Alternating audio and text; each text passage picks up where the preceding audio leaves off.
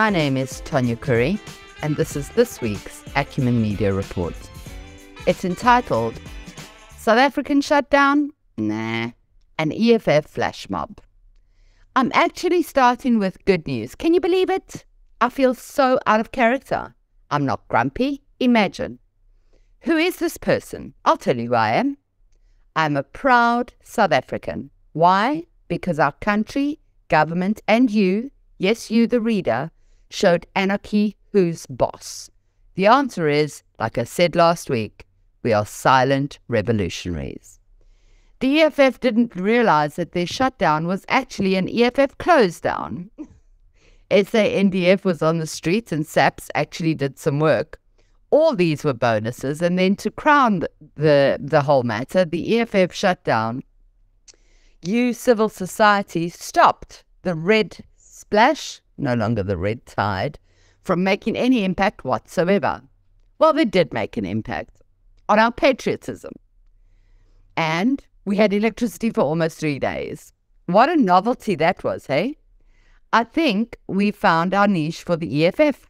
March every day, guys. The police were there, the lights were on. That basically turned South Africa into utopia. I was doing cartwheels in front of my TV. Well, not really. I was grinning, though, like a Cheshire cat. Let's go back to the start.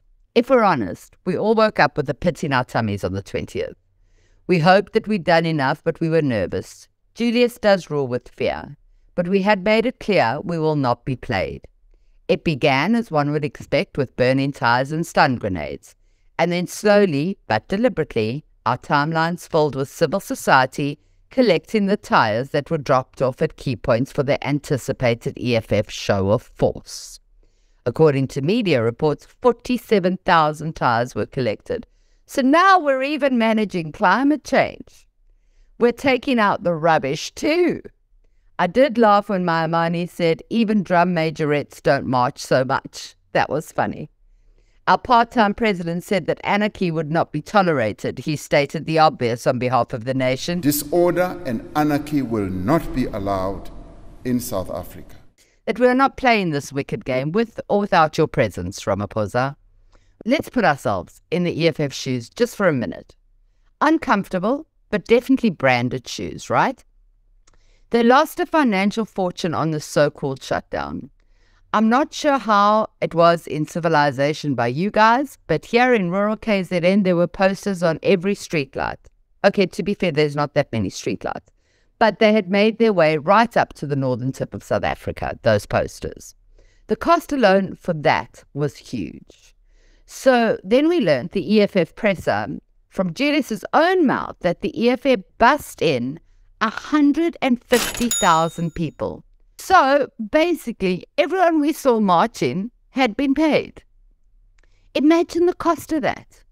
In the same breath, he blamed the national bus companies for the failure of the march. No, wait, that's incorrect. He insists the march didn't fail. He didn't dare attack the taxi association, which is the real reason why everyone went to work. Who did he blame? Get this. Electricity. Why? Because according to the CIC, people would have been bored if it was stage 6 load shedding and they would have come to join the EFF. I'm sorry, what? Are you saying that this was just something to do, Julius? I had so much respect for you when you first stepped into your red suede shoes, and now you're just redundant, a noise, a stone in our no-name brand shoe that can be removed. You got that, right? You understood that. You understood our message loud and clear. We have told you with conviction to shut up. Silent revolution. Of course, if you ask Julius, it was the best march in the history of South Africa. He even said you can compare it to the Soweto uprising or to the iconic Hector Peterson moment in time. You chop. Do you think you won any friends with those comments? Julius said it was a peaceful protest, like he said it would be. Fighters, defend yourself. This man forgets that nothing you say is erased. We live in a digital age of social media, where your words live forever. You, Malema, said that if they come for you, show twice the force. Anyone who's trigger happy, show them times 2 what you can do. And that Fidelity must kiss their families goodbye in the morning because they won't make it home. And now you're telling us that you had planned this peaceful march all along. Fitzak, man. Go drink penny royal tea with Zuma. The funniest bit was when he addressed Nhlanhla Lux's debacle. I mean, really, what on earth was that all about? I'm surprised Lux didn't tell us that he had the cutlets. I've decided I'm a flip-flopper myself because I used to really dig Lux. Well, during the insurrection anyway. He appeared to stop the rampage at Jabulani Mall with a single speech. Then he started Operation Dadula, the xenophobic movement that didn't sit well with South Africa. Then he left that and my hope was renewed. He said before the EFF Nazis shut down that he would arrest Julius himself, and he was seen to be collecting tires like there was a recycling reward on the cards. And then this, he tweeted, that his house had been bombed and his family was dead. Look, firstly, if my family was in danger, let alone dead, I wouldn't be tweeting, I'd be levitating, and the last port of call would be social media. The media turned up to find some broken windows from the inside and a big hole in the garden that looked like a giant mole had made a good tunnel. Apt analogy? Yep, I'd say so. What a farce. His family are alive and well, and the Gogo he was heralding for saving lives on the street reappeared in a few hours as the neighbor. She said she heard quack, quack, quack, quack, and never quite finished her story. I think she forgot the script. Julius said that this is not Netflix, and I have to agree with him. Lux is a joke. You want to reduce us to Netflix now? We don't make movies. We're engaged in real struggle, not gwa gwa gwa gwa gwa gwa. And so are you, Juju. Anyone who pretends their family is dead doesn't deserve an ounce of respect. Just look at Khaki Carl, who said his mum died for an insurance claim. Cue Becky Kele donning a new hat this time with a logo that read, Coffee with a Cop. Rolls eyes, hiding in plain sight. He lamented the Lux incident and he then hightailed it out of there when the narrative got messy. As for Fikile, Minister of Alice Mbalula was running around scoring media interviews like they were bonus points for his clicks card. Check out our upcoming mini biographies. We've started with M-Bucks. How can we not? They're coming out this week. Another thing, South Africa. Where is this so-called law and order when we are the rape capital of the world and where murders happen every few minutes? Can the cops please come to work more often? Perhaps we should employ Julius to threaten you every week. Then we'll get things done. Even Richards Bay was quiet, and that I was not expecting. So basically, good people, Julius is the king on Twitter, and we just jogged on with our day, literally. And there is a good point here. We can do it if we want to. We have got this power. Outside of Razzmatazz and his headline grabbing, we, the people, did this. We showed the EFF exactly what we thought of replacing Ramatras with Mashatile and likely Juju. We said no. Well, I'm putting it politely. We said a lot more than that. EFF closed down. The next day was Human Rights Day. What a joke. We have no water, no electricity, no internet. There's no human rights left. So again, we stayed at home and enjoyed the electricity we were given as a stipend.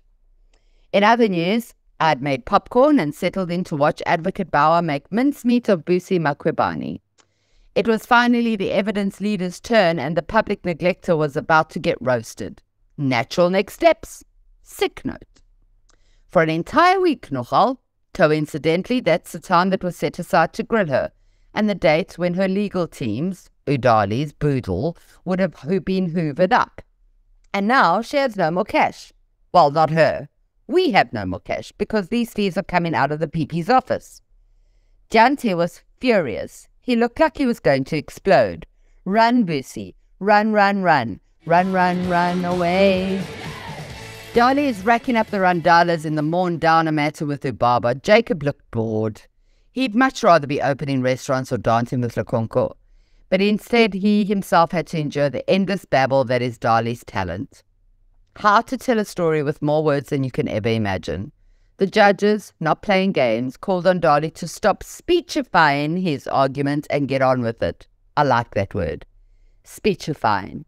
Anyway, short story. Judgment is reserved. We will hear what the court has to say as early as next week. We're not at the 194 inquiry now, Dolly. Here you have to be an actually real advocate. Then the EFF's motion of no confidence on Mapisa and Gakula failed. I guess that was what you planned, hey, Juju? Or, what is the spin on this one? I'm not sure. We also saw the vote for a committee on Farmgate fall flat on its face. We held our breath. That could have unseated part-time Cyril. With that, so few.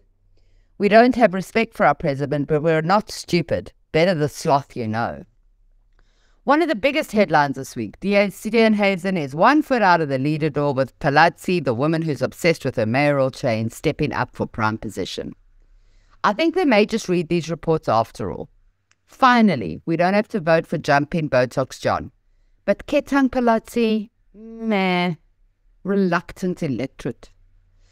There is so much I haven't covered and I have long run out of words, so let's cut to the chase. Bosasa's liquidator was shot along with his son. Sadly, both are dead. Tabu Bester, the Facebook killer, was finally dealt with. Paul Mashatile did his inaugural Q&A, and it was a snooze fest, apart from the fire in Parliament just before he took to the stage. That was curious. Has someone checked on Guy Fawkes's Marfare, just to make sure that he wasn't running around? The Free State Premier's house was set ablaze, big fires everywhere it seems. Gayton Mackenzie's speech, though impressive, was just lip service. You may not know this, but this man is a convicted bank robber, and his partner, Kenny Kunene, is the sushi king. Follow the exit signs. The best news this week? No, not the march. It was the winner of Deal or No Deal who walked away with 250,000 Rand. Now that was a great story. And here's one big story you forgot. Are you ready? Where is Andre de Ruyter? You see, this happens all the time. Like, where is that toxicology report from the Enyobeni Tavern? We will never know because we are focusing on electioneering. And what of the death of AKA? Nothing. Nada. Zip. Stories just swept under the carpet.